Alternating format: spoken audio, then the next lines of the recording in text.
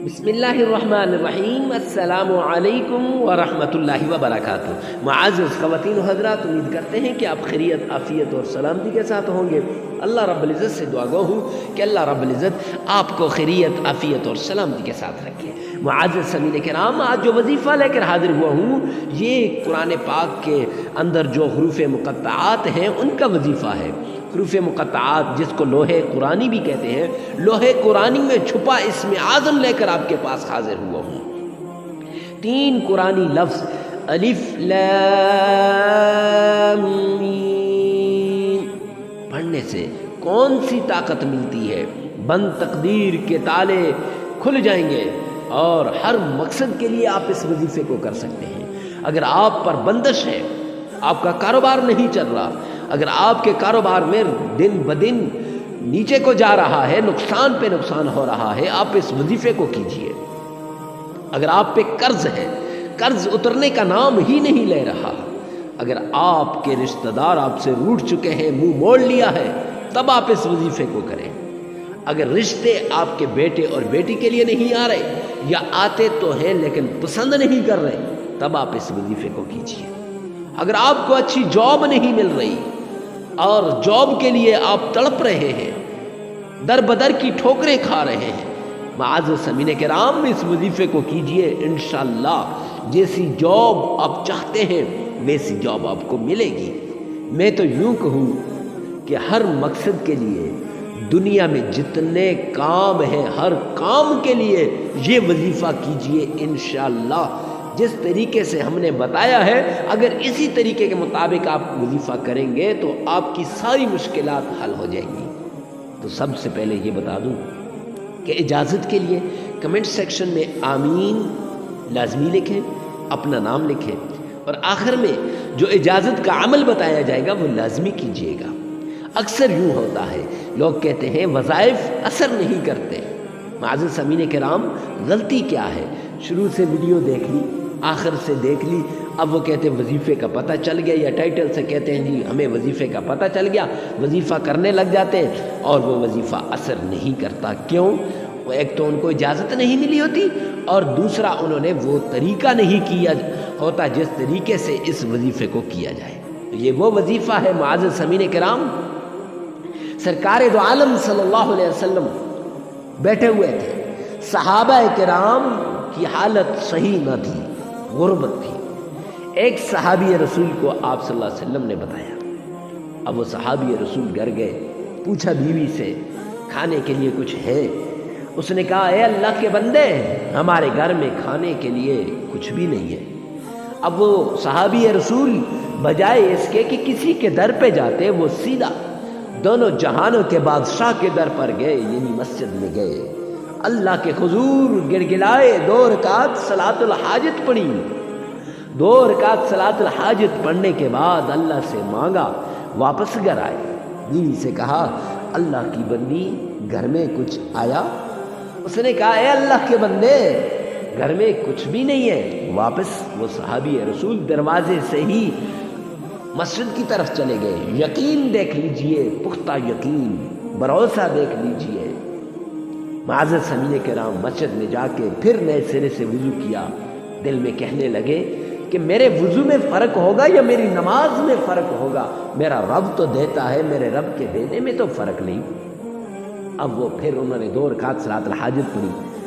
2 रकात सलातुल हाजत पढ़ने के बाद अब फिर वापस आए, दरवाजे पे ही बीवी से पूछते हैं अल्लाह वाली कुछ आया या नहीं? तो अल्लाह वाली कहने लगी ए अल्लाह के बंदे, अभी तक कुछ भी नहीं आया। यकीन देखिए, न कोसा, न ये कहा कि मेरी इस इबादत ने कुछ असर न किया, न मायूस हुए, भागते हुए मस्जिद की तरफ गए। मेरी नमाज में फ़र्क है, मेरे वुज़ू में फ़र्क है। फिर जाके वुज़ू किया और 2 रकात सलातुल हाजत पढ़ी। अब 2 रकात सलातुल हाजत जब ये पढ़ रहे हैं, इधर बीवी को ये ख्याल आया कि मैं तो वैसे बैठी हुई हूँ, क्यों ना मैं भी कुछ वजीफ़ा कर लूँ, कुछ अल्लाह तौबा कर लूँ और कुछ हाथ पैर मारूँ। अब वो ये वजीफ़ा अलिफ लाम मीम یہ تسبیح کرتی گئی اور جا کے چکی کو ہاتھ لگایا، حالی چکی گھماتی گئی، آٹا نکلتا گیا، گھماتی گئی، آٹا نکلتا گیا، اتنا آٹا۔ اب شوہر واپس آیا، دستک دی، ہاں کچھ آیا؟ کہا اندر آؤ، اندر آئے۔ کہا کیا کر رہی ہو؟ کہا آٹا اللہ نے چکی سے دیا ہے، پیس پیس کے ساری چیزیں بھر دی گئی۔ اب معزز سامعین کرام پھر وہ دیکھتے ہیں کہ چلو چکی اٹھا کے تو دیکھیں کہ کیا اس میں، یہ کہاں سے اتنا آٹا آتا ہے۔ دیکھتے ہیں کہ اللہ کی قدرت، ایک دانہ چکی کے نیچے پڑا ہوا ہے۔ بھاگتے ہوئے سرکار دو عالم صلی اللہ علیہ وسلم کے پاس ماجرا سنانے گئے۔ آقا کائنات نے فرمایا، او اللہ کے بندے، اگر چکی نہ اٹھاتا تو قیامت تک یہ چکی آپ کو رزق دیتی رہتی، آپ اس کے رزق کو سنبھال نہ سکتے۔ تو یہ ایسا وظیفہ ہے معزز سامعین کرام۔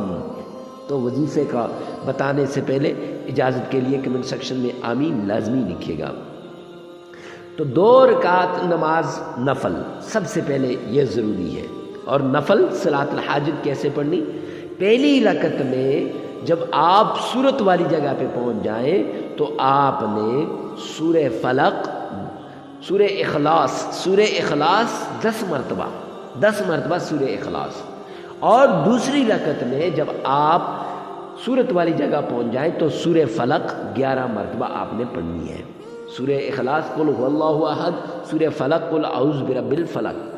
پھر معزز سامعین کرام جب آپ نے پڑھ لی صلاۃ الحاجت تو سب سے پہلے آپ نے 5 بار تعوذ پڑھنا ہے۔ اعوذ باللہ من الشیطان الرجیم۔ تعوذ اگر تلفظ صحیح نہیں تو اسی ویڈیو میں سے بار بار آپ دیکھ سکتے ہیں۔ پھر 11 بار درود پاک آپ نے پڑھنا ہے، اور پھر آپ نے نیت کرنی ہے، جس مقصد کے لیے بھی آپ کر رہے ہیں اس وظیفے کو اس کی نیت کریں۔ اب تعوذ درود پاک پڑھ کے اب پھر آپ نے ایک تسبیح کرنی ہے، الف لام میم، اس طرح 101 مرتبہ، لیکن اس طریقے سے کریے گا کہ آپ کے جسم کا انگ انگ، عضو ہر جوڑ ہر جگہ سے الف لام میم کی صدا نکلے۔ آپ کے ذہن پہ بھی الف لام میم، آپ کے دل میں بھی الف لام میم، آپ کے دل کی دھڑکن میں بھی الف لام میم ہو۔ ہاں پھر جب پوری توجہ کے ساتھ الف لام میم کو 101 بار پڑھ لیں گے معزز سامعین کرام، اس کے بعد پھر 11 بار درود پاک پڑھیے گا، تو پھر یہ آپ کا وظیفہ مکمل ہو جائے گا۔ اجازت کے لیے کمنٹ سیکشن میں آمین اور 33 بار استغفار لازمی کیجیے گا، اور ثواب کی نیت سے ویڈیو کو آگے شیئر کرنا نہ بھولیے گا۔